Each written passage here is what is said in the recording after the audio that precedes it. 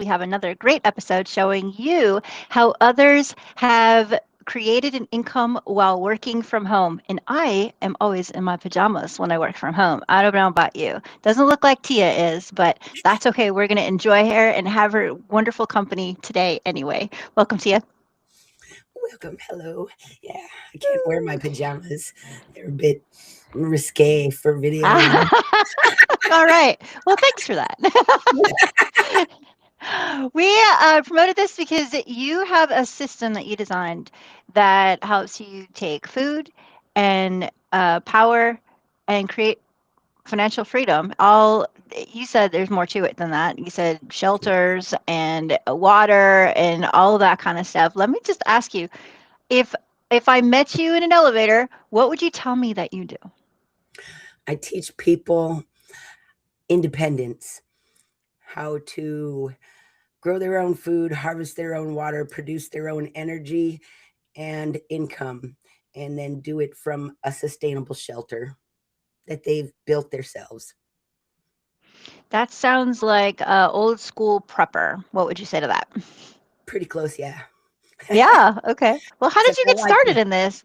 Did you Um, decide this is what I'm going to do, or did you fall into it? Like, when was the first inkling that this was something that you really want to pursue in life? all of my life, I've been into gardening and critters. Love the critters. But my life has been about surviving. A lot of it, just one survival node after another, and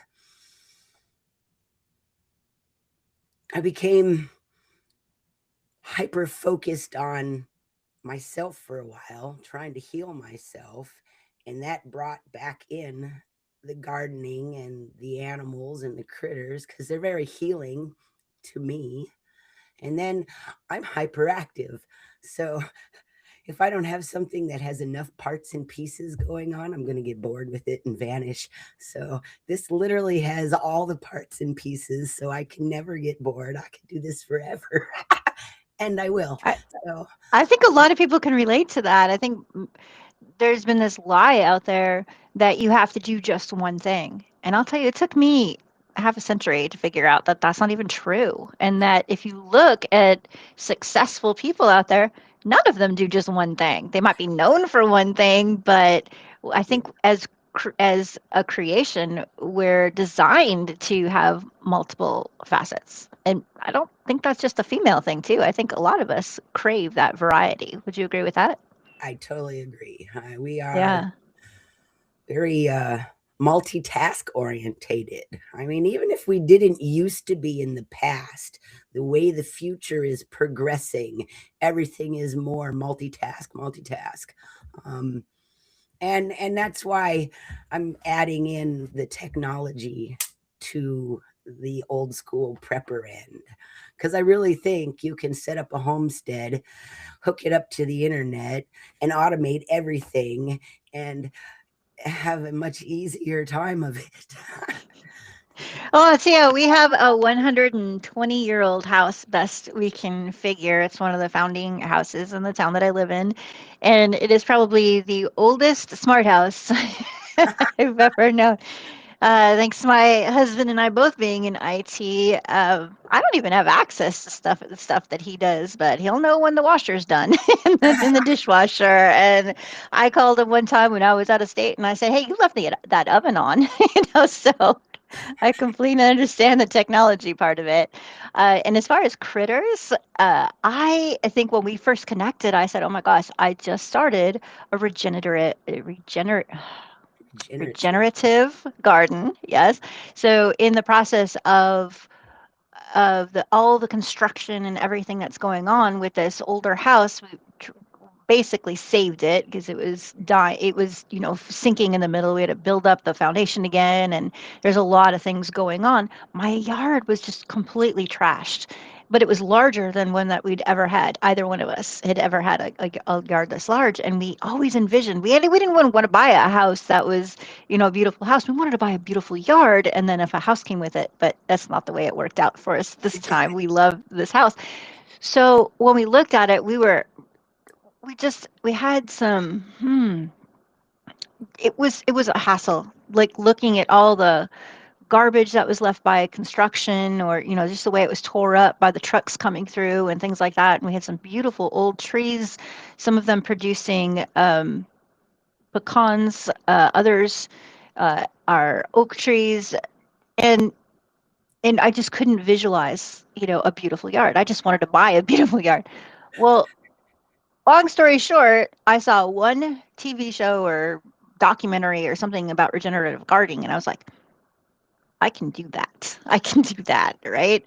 So we use our trees as guilds, and we have. I I thought this was a bad word, but we have crap soil. That's a thing, right? Okay. So we're So working on restoring the crap soil. yeah, I'll give you a clue. Everybody Yeah. has crap soil. Um, Oh, they yeah, because always they rip know it how to out. start a Yeah. garden and it's fresh and beautiful and everything's perfect. Your first garden is going to be horrible. You're going to get two or three things out of it, and the rest of it's going to be eaten by bugs because it's not growing really well because the soil is dirt, not soil. It's not alive. It doesn't have enough life in it to make everything else live. And But it then doesn't have to be hard to bring that life to it, it's right? Just kind so of easy. planting Regenerative is strategically. like the easiest there is. Our yard, easy, easy. I threw a bunch of newspaper on the ground, and I put some cardboard over the top of that, and I put some hay over the top of that, and I put a foot of mulch over the top of that. Then I put some mushroom compost on top of that and just planted it in. And we're Mm. growing beautiful food. Now, when you say, so are you eating the mushrooms, or are they a type of No, no, no. mushroom that? It's mushroom compost. I'm gonna start growing enoki mushrooms. I got the culture for Christmas, and we have an ash tree, which is a good Mm. growing medium for enoki mushrooms. So I cut some fresh logs, and I think about the end of next week they'll be ready to start inoculating. So I am looking forward And to that's growing when you mushrooms. say that's like the dead one, the dead limbs from the ashtray, right? Not on the. No, I did cut a living limb. Um, Really? yeah. And Okay. then you wait 2 weeks for it to get to the right, I don't know, moisture content, or, and then you inoculate it, and that log will grow mushrooms for years. Unlike the bag of stuff that will be done in one mushrooming and thrown in the compost, which is great Right. compost, but it's you got to do it over and over again all the time. This one I'm going to do once, and it's going to produce mushrooms for years. That's the thing I love about regenerative gardening. It is some are calling it the lazy woman's garden now. Yep. I just think it's strategic. When I was a teacher, I got a job once because this guy was he was literally like this. Like he'd been interviewing so many people, and he would ask me a question, and he kind of keep his head down, and then one of it said, he said, "Are you a hard worker?" And I said, "No." What? I said, "No, I'm not a hard worker. I'm a smart worker. I've got 30 kids in my classroom. They got power. I'm not going to work hard. We're going to work together and make it easy." He's like, "You're hired." So I love that about restorative gardening. So my next plan, because I grew things that restored the nitrogen, and like you said, teeny I had the teeniest little black-eyed peas, and someone said, "I've never seen them so tiny." It's like, well, too bad they grew. They didn't die. And that was my thing. It was like, the more things I have that don't die, the better this is. But now, so for a faster one, we're going to do potatoes, which I understand will kind of bring up, because we have really rocky soil. So that'll kind of bring up some of the rocks, and then, Any of the big uh, rooted things will help break up your soil. Carrots, yeah. turnips, beets, potatoes. Potatoes are Mm, easier if you grow them in a bale of hay and grow other things in the ground to break it up. Then you can just mm. break up the bale of hay and all your potatoes are there and no digging. Back to easy. Right. Yes, if you want potatoes. I just want a broken up ground. Yep, that works So, too. yeah, that's so Those awesome. potatoes will be So good how did nutrients you, if you just leave them there. obviously this is fun, and I know what you mean about the critters.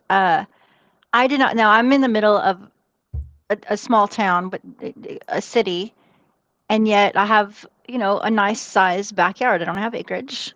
And I'm able to grow a lot from what I understand. I mean, it's just about the time and it's about the placement. But when I'm out there, I have a fairy tale frog, Mr. Uh, oh no, I Yep. hope he doesn't listen. I hope he doesn't watch because I forgot his name. I forgot what I named him. But he comes. It's a little toad that just comes and watches what I do. I'm scraping things away from trees, and he just comes by and he's like, "Hey, what's up?" And it's magical. Like you've got that. You've got different bugs, and they're not in my house, so I'm not like, "Ew," But they're in their space. And then at night, we've got possum, cats galore. There's just cats everywhere. Yeah. um, the the different types of birds from just two different types of trees. And they're everywhere. I had bird sanctuaries in the middle of a city, like the most colorful birds. You just have to stop and look. I mean, but they're everywhere. Yeah. And each year it gets more because as your garden progresses, and your first year, you're going to plant a few perennials and mix in annuals, and your perennials are then the next year going to be spreading and going as they go. And the bug life changes. And that's when the magic starts happening. Because, like I said, Mm. your first year, everything gets eaten because you have no beneficial insects in your yard. It's all nasty ones that just going to kill everything. Um, but then, like, in the spring, oh, say last year, my garden, I got nothing out of it, but like maybe a handful of things. Everything was eaten by caterpillars and grasshoppers, you name it, was eaten, aphids everywhere. But I didn't use any pesticides because I knew this is what was going to happen. So I just let them do what they were going to do. And this year, I had more beneficial bugs in the beginning, so I had less damage, although I did still have several plants that were just annihilated. And my biggest predator was leaf footed bugs. Just a complete infestation of bugs, and they got like their legs look like they have a leaf on them. Wow.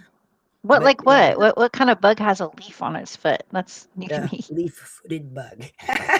That's exactly what it's called. A leaf foot bug? Leaf-footed bug. Yep, that's what it's Leaf-footed called. bug. Okay. All right. I And know I had an infestation of ants at one point, and I was like, I'm just gonna plant this product over in the back of the yard and sacrifice it to you. That's what I was. But and then I ended up with garlic and things like that naturally kept them away from the fruited things that I wanted to keep. yeah, and that's what happens. Like I said, so now in the fall here, a lot of the things I planted in February that got annihilated. Wait, hold up. Hold up. You just said a crazy thing. What part of the country or world do you live in? Oh, I live in Houston, Texas, so I am also in a city with a backyard. Okay. Okay. Now, I'm in Texas. I used to live in Houston, and I happen to know no one who plants in February. Oh, I do. Now I know one. Now I know one. That's something I noticed even like as I moved around in Houston, it gets cold. But when I started my regenerative garden, all the farmers, like who are actual farmers, were like, "What are I'm you farming, doing? Like planting starting. season's over. What are you Yep. doing?" But You're you plant starting right every. now. Right now in December, you are starting indoor seeds. You're starting your little plants that you're going to plant in February because our winter is over by February. I mean, we're going to get maybe another freeze here in January, a really short one, but they're not expecting it this year because it's a warm year. Then you plant things. You may have to cover them here and there, but they're good to go. You plant your cold things, so your broccolis, your cauliflowers, stuff like that. That's going to do really well in the winter, in the cold. And then you pop another crop in around March, and then that you're going to go through summer and everything's going to whittle and die unless you have it under your trees and in the shade, because Texas sun is hot. Yeah, Nothing like so the Texas sun in the the middle of summer. you confirm that there's not just a plant now, harvest and harvest later. You can Oh, no, no, no. continuously plant, Yes. and most of those things will come back. All right, we're going to talk about how you turned this wealth of knowledge, this fun that you have, these mistakes that you make, or purposeful mistakes that you make, into an actual business and a living from home. But before we do, this is a party. So guess what time it is? Time to play a game. Time to play a game! Woo! One of these days, I'm going to have my buttons back. When I first started, we had like the cheering and everything going on. Woo! All right. So this one's a little bit different. Um, and I don't know if you'll agree with me or not, but you will get a point. We're going to do it this way. You will get a point if you get my taste, and you don't know me from Adam, but you'll get a point if you guess correctly if I like a fruit or vegetable or not. How's that sound? Think you can win it? We'll give it a go. All right. Blueberries. Like them. True. You get a point. I do. Tomatoes. Like them. Yes, I do. Apricots. Don't like them. How do you know this? Are you psychic? I am. I forgot to ask about that. All right. Okay. Avocados. Like them. Yes, I do. But I never had them till I moved to Texas. Me neither. Really? Okay. And where are No, you originally we from? had an avocado tree in our yard, and I didn't know they were for eating. Oh, you're kidding. Nope. I would love an avocado tree. Asparagus. Don't like. Wrong. You finally got one wrong. I love asparagus. I love asparagus. Yeah, and that's something that's easy to grow too, and you can put it in the yard, and it will grow forever. But doesn't it take like 7 Perennial. years to harvest it? Most of your plants that you're buying in the store are already several years old. So you just buy some roots. They're already several years old. And then, no, you can probably start picking them in 2 or 3 years. They'll be small, but they'll get bigger. When I lived in Montana, we would like mark off at the ditches where we saw them, and you could collect wild asparagus in Montana. I miss that. Yeah, they have the shortest growing season, but you could still fit in 2 seasons of peas in Montana. I remember that. Yeah. One more. Mangoes. I'm going to say like them. Okay, wrong. Yay! No, you won. Ding, ding, ding, ding, ding, ding. You got 4 right. Woohoo! You win. I am someone who, how did I put it? The only fruits I like are technicality fruits. Like tomatoes, blended. Cucumbers are blended. Is that what you said? Yeah. I have blended issues with everything. So my fruits and vegetable intake is generally via smoothie. Oh, wow. I can't do that. That's too much for me. I like the unsweet ones, except for some berries, not strawberries, but blueberries and raspberries and blueberries and raspberries. I don't think I know. Boysenberries. Sometimes those are too seeded. Yeah. All right. So, why has everyone come to the Pajama Party Profit Show? We are all about encouraging and inspiring people who want to make a living from home. And you've done that with your fun, adventurous type of thing that you've actually made a lifestyle out of. What made you do that? How long have you been doing that? What makes it sustainable for you? Um, I think it's more of a mission for me. I have this vision of the future and it looks horrible, and I don't want that to be something that comes to existence. So I've created a different vision and built all the parts and pieces and the steps to move towards it. And if I have my way, I will change the face of the planet, and make everything different than it currently is. Tell me more about that. What do you envision? So I don't know if you've heard about an arcology. I first learned about them when I was in Tucson in Arizona, because in between Tucson and Phoenix, there's an arcology, uh, which is a mega structure. So it's designed to be one building that houses your entire city. It goes up, it goes down, then it spreads out, and it goes up, it goes down.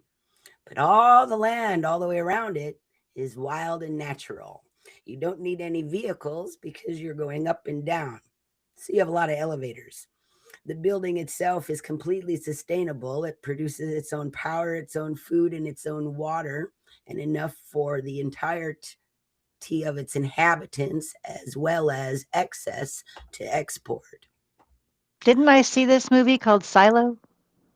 I don't know. I never saw that movie. Okay, TV show. Okay. That's what you envision is you want people to be able to live in sustainable homes. Yeah, and I want them to be Wild. bigger than tiny little boxes. I don't want to live in the Mm. little boxes that Elon Musk is designing.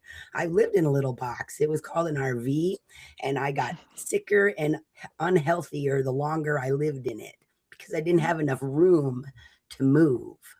I didn't have enough room to get 10,000 steps in a day. I didn't have enough room to get 3,000 steps in a day. So I lost my health because I didn't have the space. So I'm designing all the units for all the people in the building to have plenty of space. Plus, I'm going to hire all the people who live in my city, and that will get rid of insurance. So I'm going to give them their food, their power, their medical. I'm going to make them go to a gym multiple times a week. Which it will be free because it'll be part of living. They will get a lesser, oh, and I'm going to give them their house, their unit to live in. So all their needs will be met. They will have a contract to work in their career for however long, plus do a matching number of years for education to educate the next group of people to do that job. And then they can transfer into another one.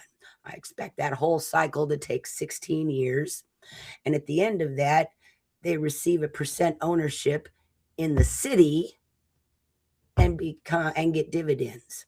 Plus, I teach them how to get passive income so they are now self-actualizing instead of surviving. Wow. You're someone I would never have to say dream bigger. So No, congratulations on having the dream is having a big gigantic. dream. Let's before we were this time has just kind of flown by. Before we let people go, that's your major dream. What are you doing right now and how can people learn about at least even in the smallest sense gardening? Yeah. Right now, I have a curriculum that consists of 320 courses that go through every method of planting food, every method of collecting and harvesting water, every method of producing power for your property. Um, I've got about 32 different animals and how to raise them, uh, and various courses on what a business is, how to start a business, ideas on what you can use within your homestead, things you're already producing to sell to make income for your property. And there is once you have your food, your water, your power, and your housing, You don't need a whole lot more money. Plus, I've got a community on Discord that will help people meet up together. And I have a entire section I plan on doing to help them work together to sell each other's stuff, joint ventures and work. So it's Awesome. So how do they get started? You have like you have a freebie, don't you, where they uprootedgreens.com. can kind of get exposed? They go to uprootedgreens.com. I have a free course. They can take the free course. It's a full course. And they can decide from there. They can join the community, do free things. I'll be doing weekly live on Discord, so they can join the Discord and learn whatever. Awesome. Ask questions, and that'll be the way. So we'll have plenty of links. We'll have plenty of links for you over at pajamapartyprofits.com. You can look for Tia and her interview, a replay of her interview there, and you can find all the links to get started and learn how to be sustainable or just learn how to start a business for yourself. That's what we are about here. Tia, I enjoyed so much being with you today. Can you leave us with your biggest piece of advice for someone who's just now starting to think about doing things on their own? Start. Stop thinking about it. Go to the store, get some seeds, and put them in the ground. Put them in a pot. Just start. You're never going to. You got to get the cycle going now, because you're not going to plant a seed and expect it to produce something for you the first go round. You got to get the system working so that everything starts flowing together. So the biggest advice, start right now, today. You heard her. Don't wait for the new year. Start right now. Thanks so much, Tia. Give me a high five, high 10. Woo! So glad you were here. I had a blast. It was fun.